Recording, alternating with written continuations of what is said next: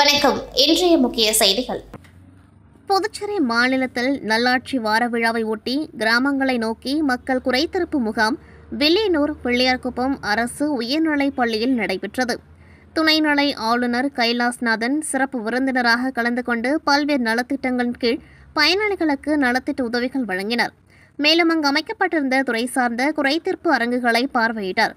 தாயின் பெயரில் ஒரு மரம் என்ற பாரத பிரதமரின் திட்டத்தின் கீழ் மரக்கன்று நட்டார். பின்னர் நிகழ்ச்சியில் பேசிய துணைநிலை ஆளுநர் கைலாஸ்நாதன் மத்திய மாநில அரசுகளின் நலத்திட்டங்கள் அனைத்து மக்களையும் நாட்டின் ஏதாவது ஒரு கிராமத்தில் ஒரு மூலையில் இருக்கும் குடிமகனுக்கும் போய் சேர வேண்டும். கிராமங்கள் வளர்ச்சியடைந்தால் நாடு ஒட்டுமொத்தமாக வளர்ச்சியடையும். ஏனென்றால் கிராமங்கள்தான் இந்தியாவின் முதுகெலும்பாக இருந்து வருகின்றது.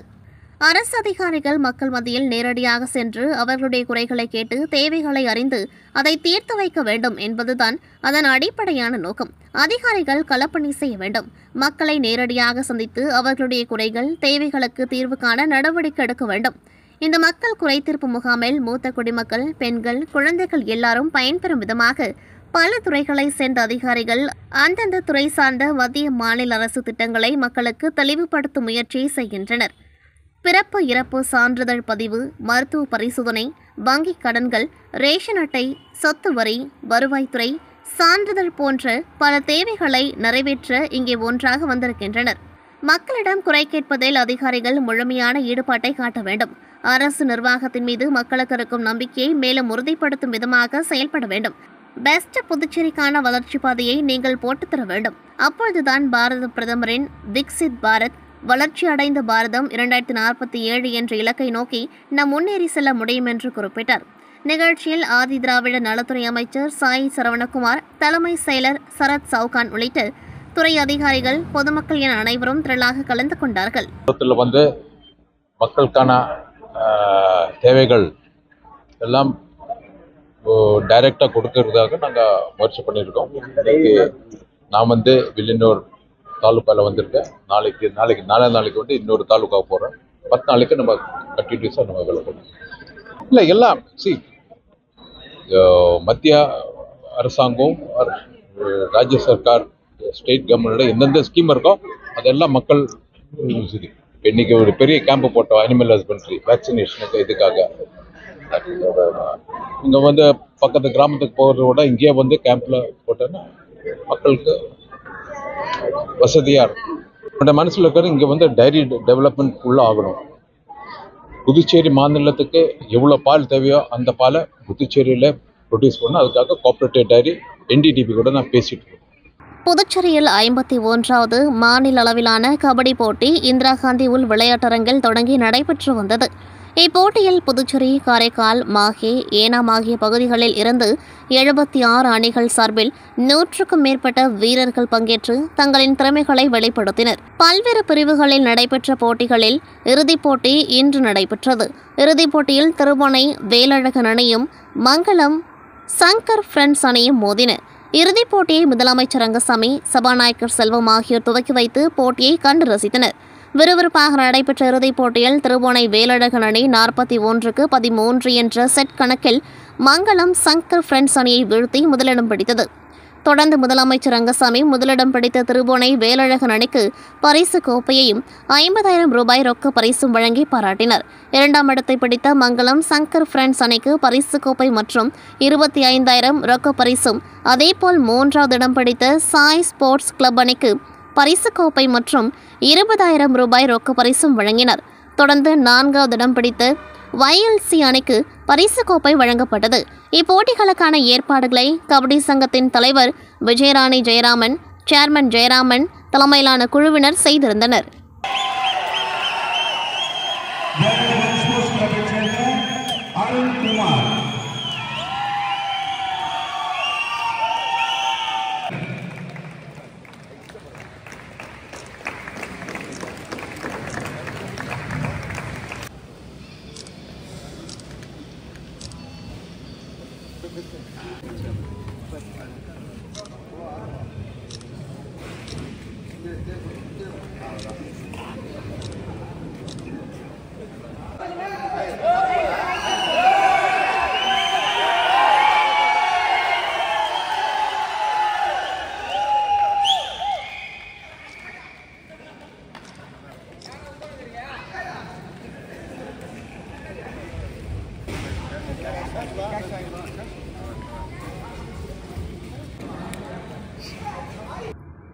விழுப்புரம் மாவட்டம் மரக்கண பகுதியில் அமைந்துள்ள பக்கிங்காம் கால்வாய் பகுதியில் நேற்று மதியம் 2 மணியளவில் தனது 2 சகோதரர்களுடன் கால்வாயில் மீன்பிடிக்க சென்றபொழுது தனது தம்பி தவறுதலாக ஆற்றின் விழுவதை பார்த்த 2 சகோதரர்களும் அவனை மீட்கும் முயற்சியில் ஈடுபட்ட 3 பேரும் மாயமான நிலையில் தொடர்ந்து இரவு பகலாக காவல்துறை மற்றும் தீயணைப்புத் துறையினர் தேடும் பணியை தீவிரமாக செய்திருந்த நிலையில் இன்று காலை ஒருவரது உடல் கண்டுபிடிக்கப்பட்டது.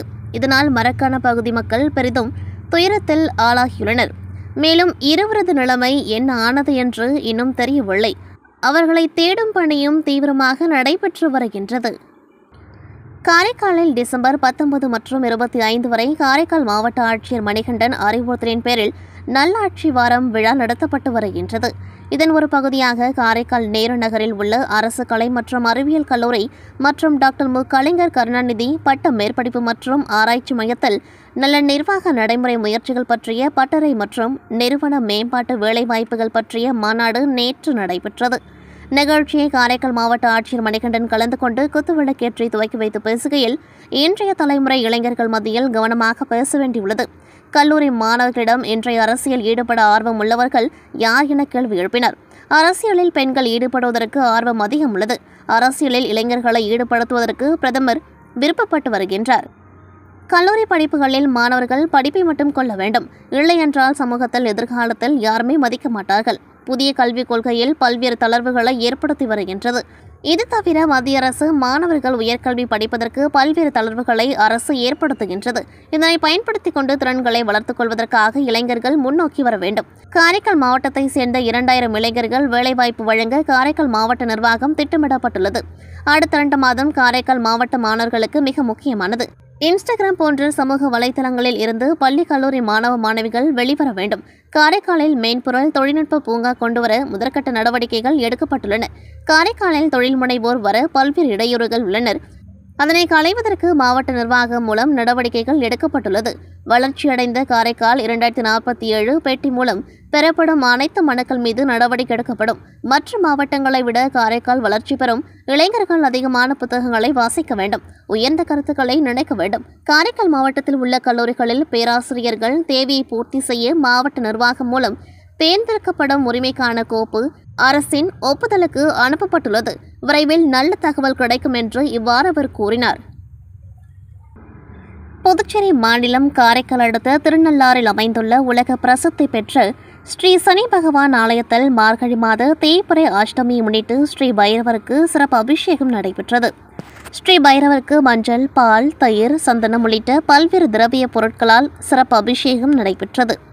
தொடர்ந்து பல வண்ண மலர்களால் அலங்கரிக்கப்பட்டு ஸ்ரீ பைரவருக்கு சகஸ்ரநாம அர்ச்சனையும் மகா தீப ஆராதனையும் நடைபெற்றது.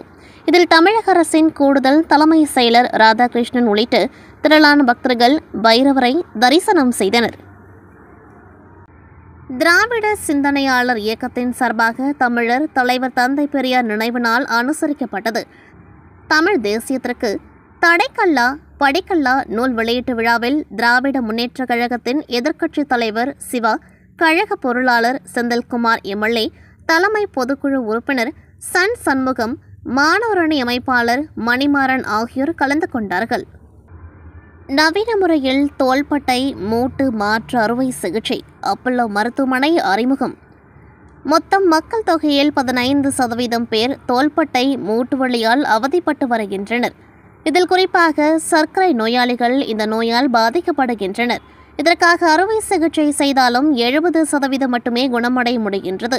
ஆனால் தற்பொழுது தோள்பட்டை மூட்டு மாற்று அறுவை சிகிச்சையில் நவீன முறையை அப்பல்லோ மருத்துவமனை அறிமுகப்படுத்தியுள்ளது. உலக அளவில் மிக சிறந்த வல்லுநர்களின் அனுபவத்துடன் அறிமுகப்படுத்தப்பட்ட இந்த சிகிச்சை முறை தற்பொழுது தமிழகம் மற்றும் புதுச்சேரியில் அறிமுகப்படுத்தப்பட்டுள்ளது. பாதிக்கப்பட்ட தோள்பட்டைக்கு பதிலாக செயற்கை பாகங்கள் மூலம் வேற்று மூட்டு பொருத்துதல். இதனால் வலி குறைந்து அவர்களால் தோள்பட்டையை நன்கு இயக்க முடியும். மிக எளிதாக இயல்பு வாழ்க்கைக்கு திரும்ப முடியும் என வல்லுநர்களான தோள்பட்டை மற்றும் ரோபோட்டிக் அறுவை சிகிச்சை நிபுணர்கள் டாக்டர் கார்த்திக் ரெட்டி, பம்மி, பிரவீன் ஆகியோர் கூறுகின்றனர். ஒவ்வொரு அறுவை சிகிச்சையும் கம்ப்யூட்டர் உதவியுடன், தொழில்நுட்பத்தின் துணையுடன், சிடி ஸ்கேன் போன்றவற்றையும் பயன்படுத்தி ஈடு இணையற்ற துல்லியத்துடன் செய்யப்படுகின்றது. இவை அனைத்துமே நோயாளியின் தோள்பட்டை மூட்டின் அமைப்பு மிக அழகாக ஆராய்ந்து அதற்கேற்ப அறுவை சிகிச்சை செய்ய வேண்டிய முறையை திட்டமிட்டு மாற்று உறுப்புகளை மிக துல்லியமாக பொருத்தி மிக சிறந்த முறையில் நோயாளியின் தோள்பட்டையின் இயக்கத்தை மீட்டு வர உதவுகின்றன. ஆஸ்டியோ ஆர்த்ரைடிங் அல்லது குமட்டாய்டு ஆர்த்ரைடிங் போன்றவற்றால் மிக அதிகமாக தோள்பட்டை மூட்டு பாதிக்கப்பட்டவர்கள் மிகவும் தாங்க முடியாத வலியினால் அவதிப்படுவார்கள்.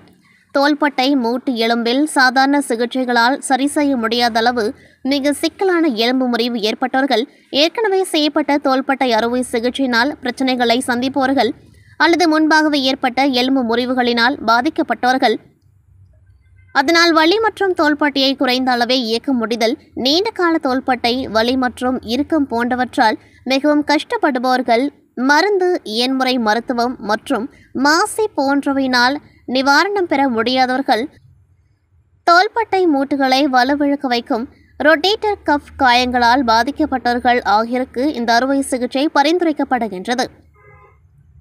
6 வாரங்களுக்குள்ளாகவே நோயாளிகள் சிறிய அளவில் தோள்பட்டைகளை அசைக்கலாம்.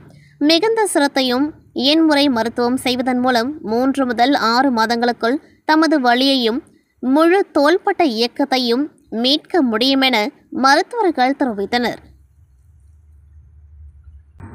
புதுச்சேரி பெத்திசெமினார் CBSE பள்ளியில் இன்று கிறிஸ்துமஸ் விழாவானது பள்ளி முதல்வர் அருட்தந்தை பாஸ்கர் ராஜ் தலைமையில் வெகு சிறப்பாக கொண்டாடப்பட்டது. விழாவின் சிறப்பு விருந்தினராக புதுச்சேரி துணைநிலை ஆளுநர் கைலாஸ்நாதன் மற்றும் புதுச்சேரி சட்டப்பேரவை உறுப்பினர் சிவசங்கர் ஆகியோர் கலந்து கொண்டார்கள். நாட்டுப்பண் மற்றும் தமிழ்தாய் வாழ்த்து பாடலுடன் தொடங்கிய விழாவில் சிறப்பு விருந்தினர்களை பள்ளி முதல்வர் அவர்களும் ஆசிரியர்களும் மாணவர்களும் அன்புடன் வரவேற்றனர். இவ்விழாவின் முக்கிய அம்சமாக சர்வதேச சாதனை புத்தகத்தில் இடம்பெற்ற UKG மாணவர்கள் மாஸ்டர் K. கிஷான் 2 நிமிடம் 46 வினாடிகளில் ஆங்கிலத்தில் 250 ஒத்த ஓசையுடைய சொற்களை விரைவாக வாசித்தல், மாஸ்டர் N. ஆதித்யா 300 ஆங்கில வார்த்தைகளை 3 நிமிடம் 56 வினாடிகளில் வாசித்தல், மாஸ்டர் JP. அன்வித் 60 பண்டைய தமிழாண்டுகளின் பெயர்களை சமஸ்கிருதத்தில் 23 வினாடிகள் 19 சென்டி வினாடிகளில் வாசித்தல், மாஸ்டர் L. தியாஷ் தேசிய கொடிகளை கொண்டு 150 உலக நாடுகளின் பெயர்களை 1 நிமிடம் 11 வினாடிகள் 47 செகண்ட் வினாடிகளில் வாசித்தல், LKG மாணவர் மாஸ்டர் பிரஜ்யோத் கார்த்திக் 1 முதல் 425 எண்களை ஆங்கிலத்தில் 14 நிமிடத்தில் 25 வினாடிகள் 73 செகண்ட் வினாடிகளில் மனப்பாடமாகவும் சரளமாகவும் உச்சரித்தல் ஆகியோர் துணைநிலை ஆளுநர் அவர்களால் கௌரவிக்கப்பட்டனர். தொடர்ந்து சிறப்பு உரையாற்றிய ஆளுநர் அவர்கள் இளம் சாதனையாளர்களை வெகுவாக பாராட்டி அனைவருக்கும் கிறிஸ்துமஸ் மற்றும் புத்தாண்டு வாழ்த்துக்களை கூறினார். மேலும் பள்ளி முதல்வர் அவர்கள் வாழ்த்துகையில், கடவுள் நம்மை காண உலகிற்கு வந்ததை ஆண்டுதோறும் கிறிஸ்துமஸ் விழாவாக கொண்டாடுகின்றோம். நம்மிடம் உள்ளதை மற்றவர்களுடன் பகிர்ந்து கொள்ள வேண்டும் என்பதை மனதில் ஏற்று இயேசுவிடம் காணப்பட்ட அன்பு, நம்பிக்கை, மகிழ்ச்சி, தன்னடக்கம் போன்ற பண்புகள் நம்மிடமிருந்து மற்றவர்களுக்கு பகிரப்பட வேண்டும் என்று கூறி மாணவர்களுக்கு சிறப்பு ஆசீர் வழங்கினார். மாணவர்களை வியப்புக்குள்ளாக்கும் வகையில் கிறிஸ்துமஸ் சிறப்பு பரிசும் இனிப்புகளும் வழங்கி மகிழ்வித்தார். இவ்விழாவின் சிறப்பு நிகழ்வாக 2ஆம் மற்றும் 3ஆம் வகுப்பு மாணவர்கள் கலை நிகழ்ச்சிகளை தொகுத்து வழங்கி கிறிஸ்துமஸ் கொண்டாட்டத்தை வாழ்த்துக்களோடு இனிதே நிறைவு செய்தனர். இதய கல்லூரியில் கிறிஸ்துமஸ் விழா மிக சிறப்பாக கொண்டாடப்பட்டது. இறை வாழ்த்துடன் விழா காலை 11:30 மணியளவில் இனிதே துவங்கியது. கல்லூரி முதல்வர் முனைவர் ஃபாத்திமா அவர்கள் தலைமை தாங்கினர். முனைவர் உசேன், புதுவை தமிழ்ச்சங்க ஆட்சிக்குழு உறுப்பினர், தமிழ்ச்சங்க துணைத் தலைவர் திருநாவுக்கரசு ஆகியோர் சிறப்பு விருந்தினர்களாக வருகை புரிந்தனர். குழந்தைகள் கலை இலக்கிய வளர்ச்சிக் கழகத்தின் நிறுவனர் உசேன் அவர்கள் உரையாற்றுகையில், தலைமை முக்கியமல்ல, செயல்பாடுகள்தான் அவசியம் என்பதை பேராசிரியர்களுக்கும் மாணவிகளுக்கும் கற்றுக் கொடுக்கின்ற மிக உன்னதமான பணியை சரியாக செய்து கொண்டிருப்பவர் முதல்வர் அருட்சகோதரி முனைவர் ஃபாத்திமா அவர்கள். இந்த நிறுவனத்தின் மூலமாக பல்லாயிரக்கணக்கான மாணவிகள் வாழ்வில் வளர வேண்டும் என்பதை குறிக்கோளாக கொண்டு செயல்படும் முதல்வர் அவர்களை வியந்து பாராட்டினார்.